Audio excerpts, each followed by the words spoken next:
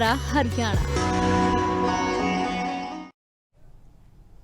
नमस्कार, living India news देख रहे तमाम दर्शकों का बहुत बहुत स्वागत है। मैं तान्या चौधरी लेकर हाजिर हूं हमारा हरियाणा। सबसे पहले बात करेंगे हरियाणा कैबिनेट की आज अहम मीटिंग की।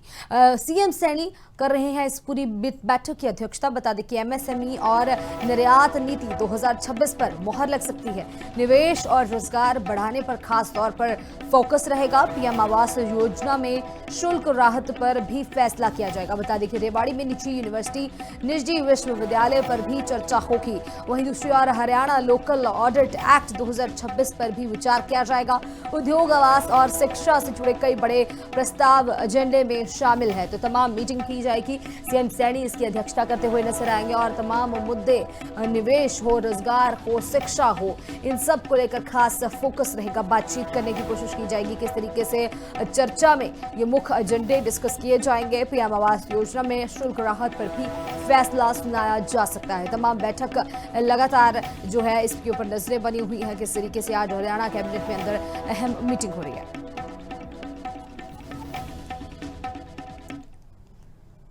चलिए आगे बढ़ते हैं, बात करते हैं पानीपत की। पानीपत में पैर की जगह दिल का ऑपरेशन करने का मामला सामने आया है। पार्क हॉस्पिटल में मीडिया के सामने रखा है अपना पक्ष। बता दें कि महिला की मौत मामले में स्टाफ की गलती मानी गई है और कंसेंट फॉर्म में स्टाफ की जो लापरवाही है वो भी स्वीकार की गई है। बता दें कि हॉस्पिटल का दावा है कि फोन पर ही ये सहमति ली गई थी, कंसेंट लिया गया था। परिजनों पर पैसों की मांग का भी आरोप लगाया गया है। तो एफआईआर को अस्पताल में जो है नियम के विरुद्ध बताया है। एसपी के केस रद्द करने की भी मांग की जा रही है। तो मामले की जांच और कानूनी कार्रवाई लगातार जारी है। तो सीधे तौर से जो ये पूरा मामला पानीपत से सामने आया था उसको लेकर एक बड़ा अपडेट। पेशेंट मैं आपको फुटेज दिखा सकती हूँ, जिस फुटेज में आपको मरीज़ नज़र आएगा जब वो अपनी मम्मी का आयुष्मान कार्ड में रजिस्ट्रेशन करवा रहा है, क्योंकि कोई भी फाइल बिना रजिस्ट्रेशन के आयुष्मान के पोर्टल पे बन ही नहीं सकती। ये तो आप भी जानते होंगे, पहला। दूसरी बात, वो मरीज़ खुद साइन कर रहा है, क्योंकि यहाँ आयुष्मान काउंटर पे मेरे पास साइन की फैसिलिटी है। आयुष्मान की फ़ाइल यहीं बनती है। फाइल के नोट इमरजेंसी में तैयार होते हैं। उस कागज़ के ऊपर सब लिखा होता है, कौन से डॉक्टर के अंदर ट्रीटमेंट होगा, ट्रीटिंग डॉक्टर का नाम क्या है, डिपार्टमेंट क्या है। उसके बाद उसके साइन होते हैं रजिस्ट्रेशन के बाद, क्योंकि कभी कभी रजिस्ट्रेशन नहीं होती तो साइन पहले नहीं लिए जाते। तो वो भी आपको मैं दिखा सकती हूँ, जिसमें आपको नज़र आएगा कि वो अपने मुंह से मुझे कह रहे हैं कि आप पैसे से सपोर्ट करिए, फंडिंग करिए, सेटलमेंट करिए। केस है जिसके बारे में कल से चल रहा है। नाम है बुद्धि देवी, दिवंगत पेशेंट, जो लगभग शायद 21 तारीख को उनका एक्सीडेंट हुआ था गाज़ियाबाद में। ऐसे कंडीशन में जब उनकी ईसीजी की गई और उसके बाद कार्डियोलॉजिस्ट ने हमारे ईको करी तो पता चला कि मरीज़ को दिल की बीमारी है और ये बीमारी कोई कल की नहीं हुई, वो पुरानी हो रही है, जिसके कारण उनका जो हार्ट की ताकत है वो लगभग 30% बची है, जो हमारे लैंग्वेज में जिसको इजेक्शन फ्रैक्शन कहते हैं। तब हमारे कार्डियक क्लियरेंस के लिए फिर हमें रिलेटिव को बुलाया और हमने उनको समझाया कि इनकी सर्जरी अभी हार्ट की हड्डियों की नहीं हो सकती, क्योंकि इनके हार्ट बहुत कमज़ोर है और वो शायद ये सर्जरी अभी बर्दाश्त ना कर पाए। ऐसे में उनका पहले हार्ट का इलाज कराएं तो बेहतर रहेगा, क्योंकि मरीज़ को अभी भी सीने में तकलीफ़ हो रही है। जब उनके रिश्तेदार को ये सारी बात बताई गई तो उन्होंने इस बात की सहमति दी और फिर हमने आयुष्मान कार्ड के तहत ही वो हमने डाली, जिस पे कि मरीज़ के रिश्तेदार के साइन हैं, वहाँ उसने खुद साइन किया है। उसका अगर आप कहेंगे तो उसका वीडियो फुटेज भी है, वो भी हम आपको शेयर कर सकते हैं। वो तभी वो साइन करता है जब उसको पता हो कि ये हार्ट के डॉक्टर के अंदर फाइल बन रही है और हार्ट का डॉक्टर उसका एंजियोग्राफी और बाद में उसका स्टेंट भी करेगा। उसके बाद ही हमने उसको आगे दिया। आगे बात करेंगे फरीदाबाद की। फरीदाबाद के युवक की गोली मारकर हत्या कर दी गई है। बता दें कि नेशनल हाईवे पर कार सवार बदमाशों की तरफ से फायरिंग की गई है। वाराणसी से परिवार के साथ ये युवक लौट रहा था जिस दौरान ये पूरी घटना हुई है। बता दें कि दुकान पर सामान लेने के लिए अरुण हुड्डा रुका था, जिस दौरान उसके ऊपर फायरिंग की गई है। पत्नी और बच्चों के साथ ये पूरी वारदात हुई है। 2 गोलियां लगने से मौके पर ही मौत हो गई है। बता दें कि पुलिस ने शव पोस्टमार्टम के लिए भेज दिया है। सीसीटीवी फुटेज के आधार पर अब जो अगली जांच है वो की जाएगी। तो गंगा एक्सप्रेस से फुरकाबाद के टोल पे उतरे थे, तो गंगा जी पार करके फिर आगे एक दुकान पड़ी, वहां से हम वो कोल्ड ड्रिंक लेने के लिए उतरे। तो पहले मैं उतर गई, पीछे से मेरे हस्बैंड उतर के आए।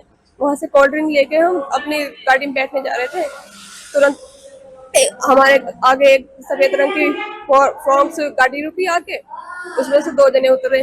2 जने उतरे और एक जने ने आके मेरे हस्बैंड पे फायरिंग कर दी। कोई बातचीत नहीं करी, कोई कुछ नहीं करा। कोई बातचीत नहीं की? नहीं। क्या आपके हस्बैंड उनको जानते थे, अरुण भाई उनको जानते थे?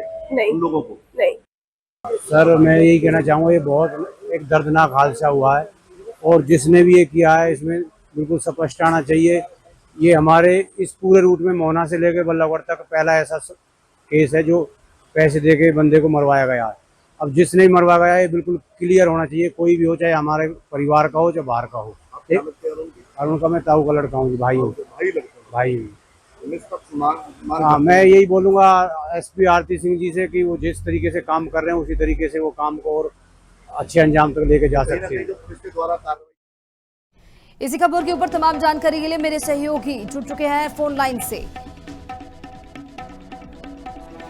जतिंदर बेनीपाल जुड़ चुके हैं। जतिंदर, क्या कुछ अपडेट है इस पूरे मामले में, किस तरीके से इस पूरी घटना को देखा जाता है? देखिए, सबसे पहले परिवार की तरफ से यह भी बताया जा रहा है कि किसी तरीके की कोई रंजिश नहीं थी, लेकिन अचानक से परिवार के ऊपर अटैक होता है और गोलियां दागी जाती हैं, फायरिंग की जाती है, जिसके बाद मौत की खबर आती है। किस तरीके से इसके ऊपर और कोई बड़ा अपडेट?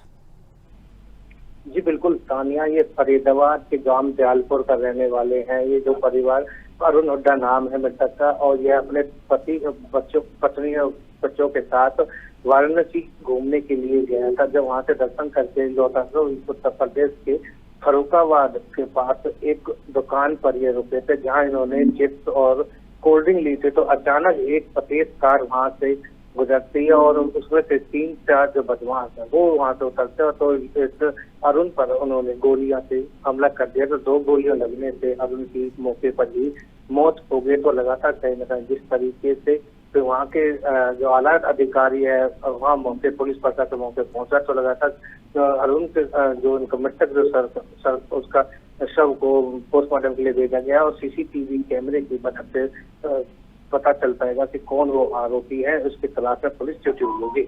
और इस मामले में क्या अब तक कोई और चीजें पुलिस की जांच में सामने आई हो जिससे ये कहीं ना कहीं क्लियर किया जा सके कि जो ये तमाम जो अटैक किया गया है इसके पीछे कोई रंजिश थी या रोड रेज का या कोई मामला है? बिल्कुल, अभी तो फिलहाल ऐसी कोई पुष्टि नहीं है कि जिस तरीके से जो ये तो अब बताया जाएगा जब सीसीटीवी कैमरे की मदद से देखा जाएगा कौन ये आरोपी है और ये कहां से आए हैं। गाड़ी का नंबर चेक किया जाएगा, किस कारण से जो हमलावरों ने युवक की मौत की है। तो लगातार पुलिस जी जितेंद्र, तो तमाम जानकारी आपकी तरफ से साझी की गई है, बहुत बहुत शुक्रिया इस तमाम जानकारी के लिए। किस तरीके से फरीदाबाद में ये तमाम पूरी घटना हुई है, युवक की गोली मारकर हत्या कर दी गई। आगे बात करेंगे गुरुग्राम की। गुरुग्राम डूंडाहुड़ा में रोडरेज का एक मामला सामने आया है। राम चौक पर 2 ड्राइवरों के बीच में ये खूनी झड़प होती हुई नजर आ रही है। बता दें कि मामूली का हाथ होने के बाद सड़क पर मारपीट करते हुए ये लोग नजर आए हैं। लात घूंसों से एक दूसरे के ऊपर अटैक करते हैं, हमला किया जाता है। एक ड्राइवर गंभीर रूप से इस मौके जख्मी हो चुका है। रोडरेज के चलते हाईवे पर लंबा जाम देखने को मिला। राहगीरों ने जो मारपीट का वीडियो भी इस वक्त रिकॉर्ड किया है। तो बता दें सोशल मीडिया पर भी ये वीडियो खूब वायरल हो रहा है और तमाम तस्वीरें सीधे तौर से सामने आ रही हैं गुरुग्राम से, जहां की रोड रेज के चलते 2 ये जो ड्राइवर्स हैं आपस में भिड़ते हुए नजर आ रहे हैं। किस कदर ये तमाम तस्वीरें जो राहगीर है उनकी तरफ से रिकॉर्ड की गई।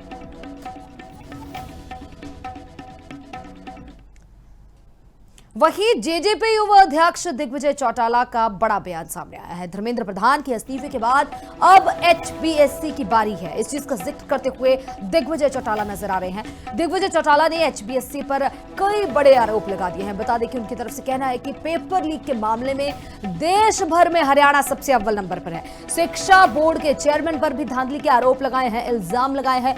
पात्र युवाओं को नौकरियों से वंचित भी किया जाता है, इस चीज का भी आरोप लगाते हुए दिग्विजय चौटाला नजर आ रहे हैं। वहीं दूसरी ओर कहा है कि जवाबदेही अब शिक्षा बोर्ड के चेयरमैन की होगी। मामले को लेकर राज्यपाल में मुलाकात करेंगे। पेपर लीक की घटनाएं हरियाणा में भी बहुत बार हुई हैं और हरियाणा पेपर लीक के अंदर अव्वल है। मैं स्वयं जो है कॉकरोच जनता पार्टी के लोगों से आग्रह कर करके आया हूं कि जब भी अगले आंदोलन की तैयारी करें तो हरियाणा के परिदृश्य से भी उसको जोड़ेंगे। यहाँ पर HPSC की बात करूं, बाहर के बच्चों को नौकरियां दी जा रही हैं, जो 35% क्राइटेरिया में नुकसान हो रहा है, वो भी बहुत गंभीर विषय है। HTET के अंदर शिक्षा बोर्ड के लोग मिलजुल करके करप्शन का बड़ा खेल खेल रहे हैं। हम 2 दिन के बाद चंडीगढ़ में तथ्यों के साथ प्रेस कॉन्फ्रेंस करेंगे। CCTV फुटेज गायब की गई है शिक्षा बोर्ड के लोगों द्वारा, जिसमें एक मैनेजर पोस्ट के रैंक के अधिकारी की शिक्षा बोर्ड में ट्रांसफर भी कर दी गई ओवरनाइट। हाई कोर्ट का आदेश है कि 3 महीने की CCTV फुटेज जहां पेपर चेकिंग होती है और जहां रखे जाते हैं उसकी होनी चाहिए। हरियाणा सरकार के शिक्षा बोर्ड के पास सिर्फ 2 दिन की CCTV फुटेज अवेलेबल है, जिसके कारण हमारी आवाज उठाने के कारण अभी तक उस रिजल्ट को भी इन लोगों ने रोक दिया है।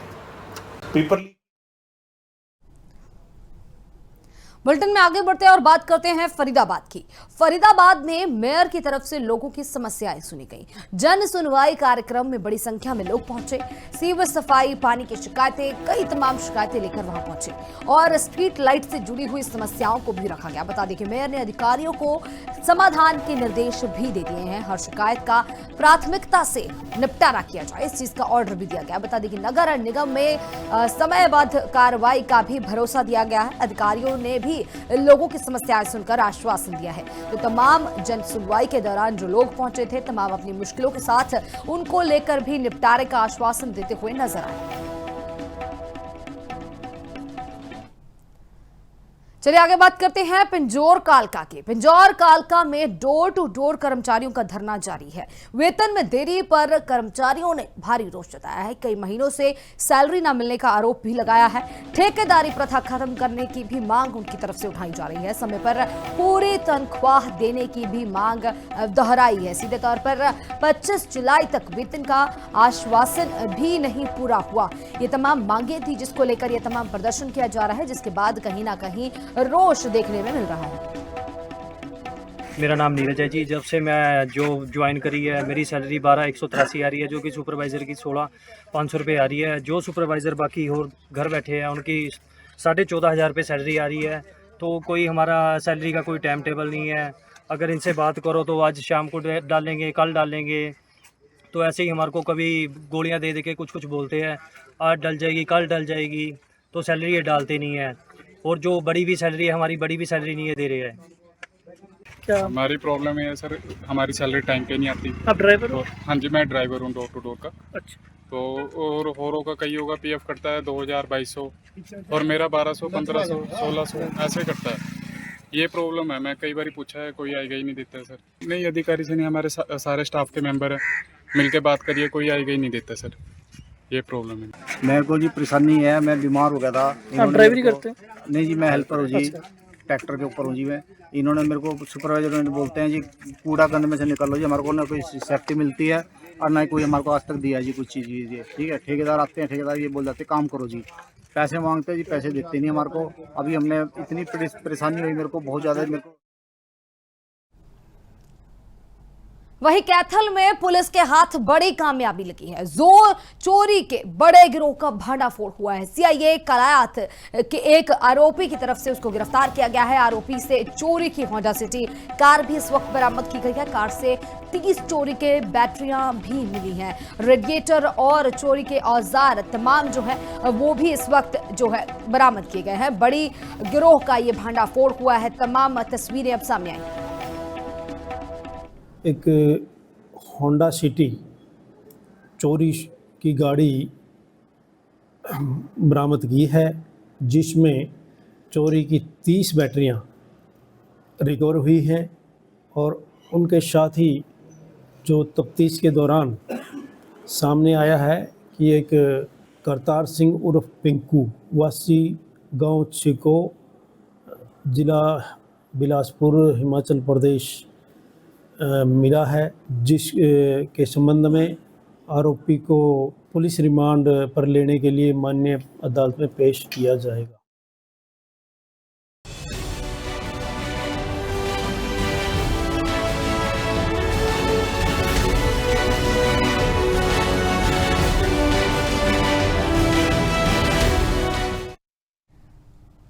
हरियाणा के मुख्यमंत्री नायब सिंह सैनी जींद स्थित सिद्ध बाबा खाकनाथ जी के आश्रम में आयोजित मूर्ति प्राण प्रतिष्ठा समारोह में शामिल हुए। समारोह को सीएम सैनी ने आध्यात्मिक चेतना, सनातन संस्कृति और भारतीय परंपरा का महोत्सव बताया। मुख्यमंत्री सैनी ने कहा कि लगभग 600 वर्ष पुराना यह मठ नाथ संप्रदाय के प्रमुख आस्था केंद्रों में से एक है और वर्तमान महंत श्री राजनाथ जी महाराज वर्ष 2024 से इसकी सेवा कर रहे हैं। सीएम सैनी ने गौशाला को भारतीय संस्कृति का प्रतीक बताते हुए बच्चों को आधुनिक शिक्षा के साथ संस्कार देने पर जोर दिया। मुख्यमंत्री नायब सिंह सैनी ने सभी को सुख समृद्धि और प्रदेश की खुशहाली की कामना की।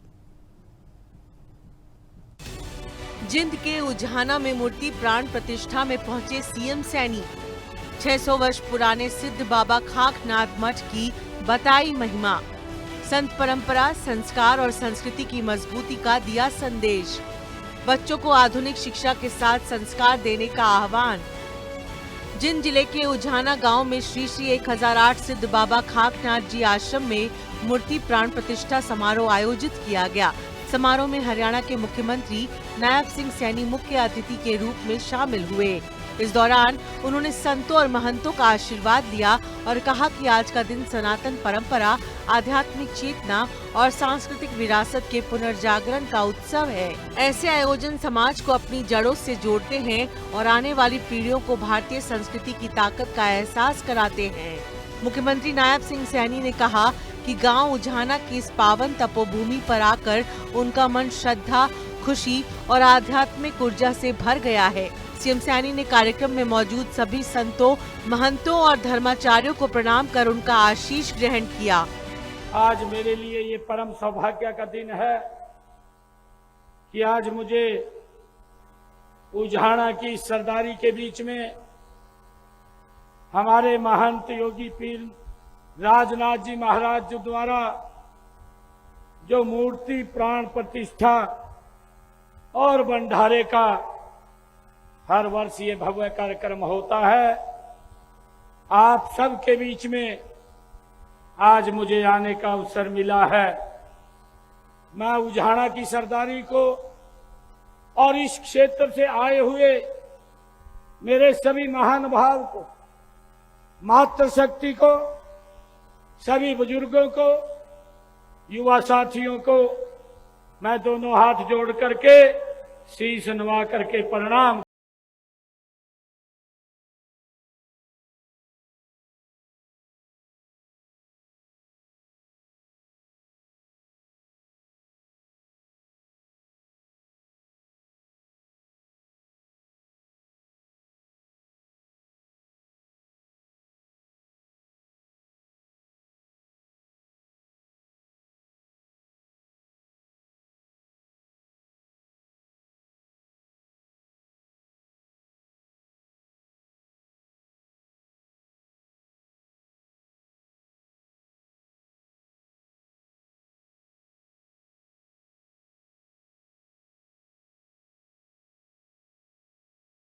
जगाने और राष्ट्र सेवा के लिए प्रेरित करने का काम कर रही है।